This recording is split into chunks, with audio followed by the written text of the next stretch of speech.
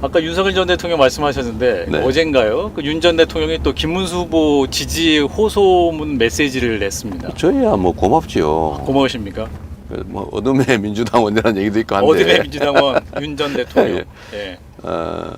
그게 정말 우리나라의 정치인들의 수준인 거예요.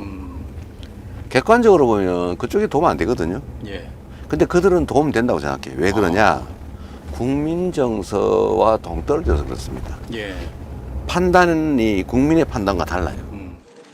윤석열 전 대통령과 김건희 여사가 본투표를 위해 잣대 근처 투표소를 찾았습니다. 사전에 일정을 알린 탓에 많은 취재진이 몰렸고 어김없이 부정선거 관련 질문이 이어졌습니다. 사전 투표가 부정선거라고 생각하십니까? 생각 없으십니까? 부정선거 음모론에서 시작해 12.3 내란을 일으킨 윤 전 대통령의 공개 행보는 선거 기간 내내 화제가 됐습니다. 강제 단일화 파동으로 김문수 후보가 국민의힘 후보로 확정된 지난달 11일 윤 전 대통령은 SNS에 국민의힘 김문수 후보를 지지한다고 적었습니다. 하루도 빨리 내란 세력을 떨쳐내고 중도 확장에 나서야 할 시기였지만 또다시 발목을 잡은 겁니다. 공식 선거 전 중반인 지난달 21일에는 부정선거를 주장하는 영화까지 봤습니다.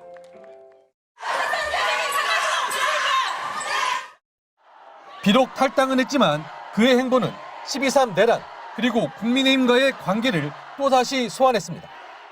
김문수 후보 역시 확실하게 선을 긋지 못하는 어정쩡한 태도로 논란을 키웠습니다. 하여튼 영화도 많이 보시고 또 사람도 많이 만나시고 그런 게 좋은 거 아니냐 이런 생각합니다.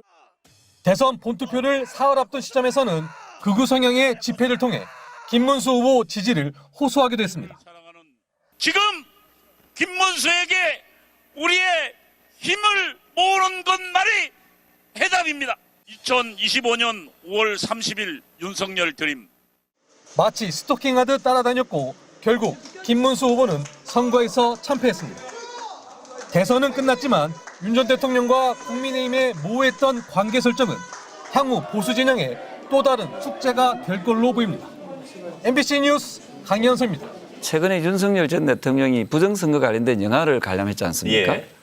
그래 놓고 또 오늘 또 당당하게 또 투표장 나왔어요. 예. 본인이 부정선거를 부정하면서 투표장에 나왔단 말입니다. 예. 이거는 정말 자기 부정이거든요. 그렇습니다. 예. 그 저는 국민의힘 입장에서는 바로 이분은 최대 엑스맨이고 예.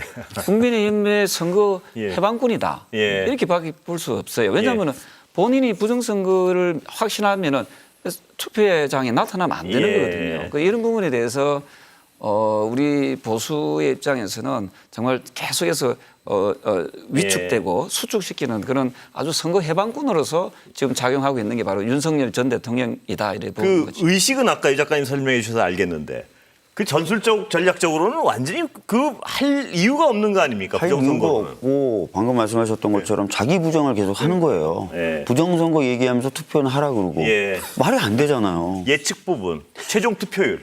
저는 80.5 봅니다. 80.5요? 그 역대 역사상 아니요. 1997년 대선 때가 예. 80.6인가 그래요. 그거 비슷한 수준까지 갈 것 같아요. 80.5요. 빨리 들어가겠습니다. 지금 박주민 의원님 준비되셨습니까? 저는 사실 오전까지는 지난 대선보다 1에서 2% 정도 높을 거다라고 높을 거다. 예상을 했거든요. 그러면 한 79 정도요. 예, 그 정도. 79. 예. 네, 저도 뭐 79, 80 사이일 거로 79에서 80 사이. 네. 결과는 한 2시간 후면 다 드러납니다. 아니, 제가 조금 전에 예. 메시지가 왔는데요. 이분이 이제 보수 쪽에 있는 분인데 걱정을 많이 하는 게 예. 윤석열 전 대통령 부부가 출연을 예. 하는 게 계속 방송이 좀 나오고 있는가 예. 봐요.